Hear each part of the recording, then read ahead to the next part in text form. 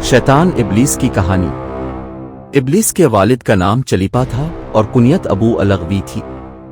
इसके बाप चलीपा का चेहरा बब्बर शेर जैसा था। वो निहायत कदआवर और बहादुर था और उसका लक़ब शाशन था। इसकी कौम इसे शाशन के नाम से मुखातिब करती थी, जिसके मानी दिल हिला देने के। शाशन की तमाम कौम पर धाक बैठी हुई थी और कौम का बच्चा बच्चा शाशन का एहतराम करता था, क्योंकि इसने जिन्नात की बेतहाशा कौमें मुख्तलिफ फतूहात से अपने ज़ेर की थी। इब्लीस लईन की वालिदा का नाम तबलेस था और उसकी वालिदा का चेहरा भेड़िए की मादा की तरह था और इसका लक़ब ज़ुब था। वो भी अपने शौहर की तरह निहायत दलेर और ताकतवर थी। इसने भी अपने खावंद के हमरा बेतहाशा जंगें जीती थी। इस हद तक बहादुर थी कि सारी कौम जिन्नात के बच्चे बच्चे की ज़बान पर था कि तबलेस के होते हुए दुनिया की कोई ताकत हमें ज़ेर नहीं कर सकती है। जिन्नात कौम की सरकशी जब हद से बढ़ गई, जब झगड़े फसाद से ज़मीन लरज़ उठी, तो आसमानों से फरिश्तों को हुक्म आ गया कि जाओ उन सरकश जिन्नात को मार फेंको। बकौल इब्लीस के कि मेरी माँ तबलेस ने फरिश्तों के साथ जंग करते हुए बहादुरी के वो जौहर दिखाए कि देखने वाले अशशकर अलिफाट है। लेकिन मुश्किल ये थी कि जिन और फरिश्तों का कोई जोड़ नहीं था और खुद मेरा यानी इब्लीस लईन का भी ये ख्याल था कि अम्मा जान की बईद अज कियास बहादुरी के मुकाबला में फरिश्तों ने आकर सख्त गलती की है और उन्हें बड़ी इबरतनाक शिकस्त होगी। लेकिन अल्लाह जाने किया हुआ कि हम कमज़ोर पड़ गए और फरिश्ते हम पर गालिब आते गए। इस अजीब व गरीब जंग का समा कुछ ऐसा नाकाबिल फहम था कि सारी कौम हैरत में थी। फरिश्तों का वार हम पर खूब पड़ रहा था, लेकिन हमारा वार कुछ ऐसा ओछा और बुज़दिलाना पड़ रहा था कि हमें खुद हैरत होती थी।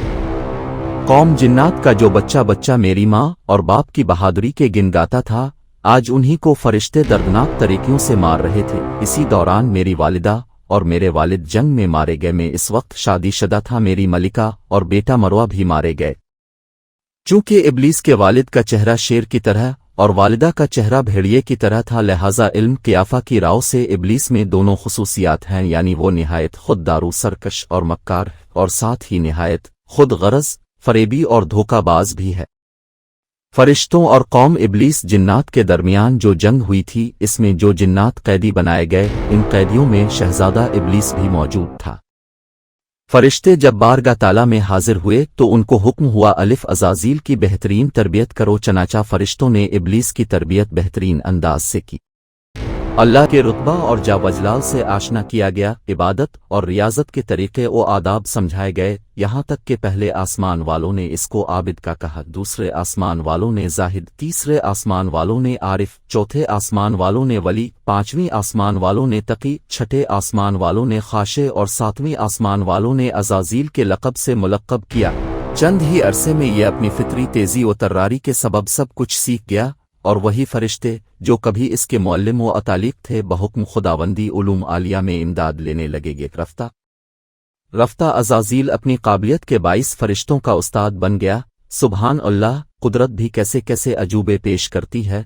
इब्लीस अपनी इबादत व ज़ाहिद में इतना मुक़र्रब हुआ कि मुख्तलिफ आसमानों में इसके मुख्तलिफ रुतबे बने।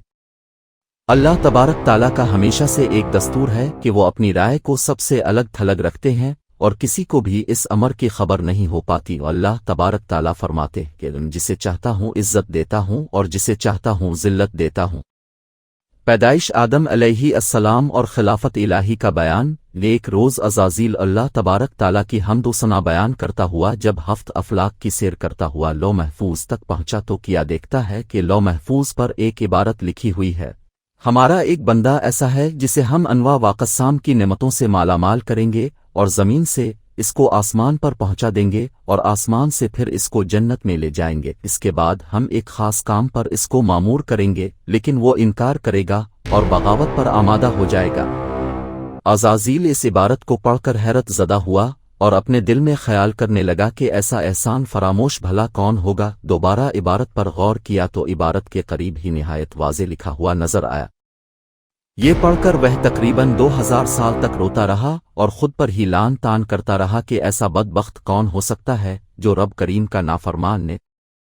घबरा कर बारगान इलाही में हाजिरी दी और बोला, ए रब अल आलमीन, ये शैतान अल रजीम कौन है कि जिससे पनाह मांगनी चाहिए है। अल्लाह तबारक ताला ने फरमाया कि हमारे एक बंदा है जो अनवा वाक़साम की नेमतों से सरफराज किया जाएगा, लेकिन हमारे एक हुक्म को ना मानने के बाइस मरदूद बारगाह हो जाएगा। अज़ाज़ील ने अर्ज़ की, बार अल्लाह, मैं इस मलूम को देखना चाहता हूँ। अल्लाह तबारक ताला ने फरमाया तो जल्द उसे देखेगा। अज़ाज़ील इसी सोच ओ विचार में हज़ार साल मुब्तला था कि उसे मालूम हुआ कि आदम अलैहिस्सलाम का पतला तैयार किया जा रहा है। इस पतले का सर मक्का मुअज़्ज़मा की खाक, गर्दन बैत अल मक़दस की मिट्टी, सीना अदन की खाक से और पुश्तो शिकम हिंदुस्तान की सरजमीन की मिट्टी से, हाथ मशरिक की खाक और पीर मगरिब की ज़मीन से तैयार होंगे, और बाकी गोश्त पोस्त वगैरह तमाम ज़मीन की मजमूई खाक से बनेंगे। और उसके अलावा इसमें आग, पानी और हवा को भी शामिल किया जाएगा। मुख्तलिफ जगहों की मिट्टी शामिल करने की हिकमत यह है कि इस पतला की नस्ल मुख्तलिफ शक्लों में नमूदार हो सकेगी, और अनासिर के शामिल करने की हिकमत यह है कि इस पतले की नस्ल चहार तबाए का हुसैन इम्तिजाज होगी, क्योंकि हर चहार अनासिर में से एक उनसर दूसरे उनसर की मौजूदगी में कायम रह ही नहीं सकता। मसलन आग और पानी यकजा नहीं रह सकते, और मिट्टी और हवा यकजा नहीं रह सकते। और ये कादिर मुतलक का ही कमाल है जिसने उन चहार अनासिर को यकजा कर रखा है। और ये जामे अल अजाइब वाल गराइब पतला साने मुतलक ने अपने हाथ, जैसा कि इसकी शान के लायक है, कैसे बनाएगा। फिर जब पतले को तैयार कर लिया गया तो पतले को जमीन पर भेज दिया गया। अज़ाज़ील फौरन इस पतले को देखने के लिए जमीन पर पहुंचा ताकि देख सके कि इसकी अंदरूनी और बैरूनी साख्त कैसी है और उसके अंदर किस किस्म की यानी निज़ाम रखा गया। सबसे पहले अज़ाज़ील ने पतले को ठोंक बजा कर देखा तो पतले से एक बड़ी ही अजीबो गरीब आवाज़ पैदा हुई। जब बैरूनी मुशाहदे के बाद अज़ाज़ील किसी भी हतमी नतीजे पर ना पहुंच सका तो अपनी मखसूस ताकतों के जरिए पतले के अंदर दाखिल हो गया। शायद इसीलिए कहा गया है शैतान तुम्हारी रगों में खून की तरह दौड़ता है, ताकि पतले का अंदरूनी मुताला कर सके। दौरान सैर इसको बहुत सारी मालूम हुई, और अज़ाज़ील ने अपनी तवील उम्र में जो कुछ देखा था वो सब इस पतले में मौजूद था। चुनांचे जब वो रग रग की सैर करता हुआ कल्ब तक पहुंचा तो कल्ब कुछ इस तरह बंद किया गया था कि अपनी मखसूस ताकतों और मख्फी उलूम जानने के बावजूद कल्ब को ना खोल सका। शायद इसीलिए कहा गया है कि मैं किसी चीज में नहीं समाता, लेकिन मोमन का कल्ब ऐसी जगह है जहां मैं समा जाता हूं और ना उसके अंदरूनी हालात मालूम कर सका, क्योंकि खालिक ने इसे सुएर बामाहर कर दिया था। बस अज़ाज़ील समझ गया कि इस पुरस्रार डिबिया में कोई खास खजाना छुपाया गया है जिसे मुझसे पोशीदा रखने का मुकम्मल इंतजाम किया गया है। इब्लीस को इंसान पर कोई इख्तियार हासिल नहीं कि वो जबरदस्ती इसे खींचकर अपनी राह पर ले जाए। वो सिर्फ बहलाने फिसलाने से काम ले सकता है। शैतान के 5 अहम साथी हैं जिनके नाम दर्ज झेल हैं। सब्र इसके इख्तियार में मुसीबतों का कारोबार है, जिसमें लोग हाय वावेला करते हैं और गरीबां पैरती हैं, मुंह पर तमांचे मारते हैं और जाहिलियत के नारे लगाते हैं। और ये लोगों को बदी का मर्तक करता है और उसे उन पर अच्छा और पसंदीदा करके दिखाता है। मसूद ये कज़ब और दरोग पर मामूर है जिसे लोग कान लगाकर सनहें तजस्सुस करें और अधी सुनकर मजीद इजाफा खुद कर लें। ये इंसानों की शक्ल अपना कर उनसे मिलता है और उन्हें फसाद बर्पा करने की झूठी खबरें सुनाता है। तीसम ये आदमी के साथ घर में दाखिल होता है और घर वालों के ऐब दिखाता है और उन पर गज़बनाक करता है।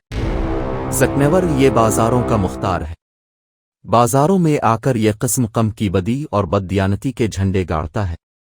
गरज शैतान मरदूद ने कल मुख्तार मालिक से दुश्मनी निभाई और यूं वो मरदूद ठहरा।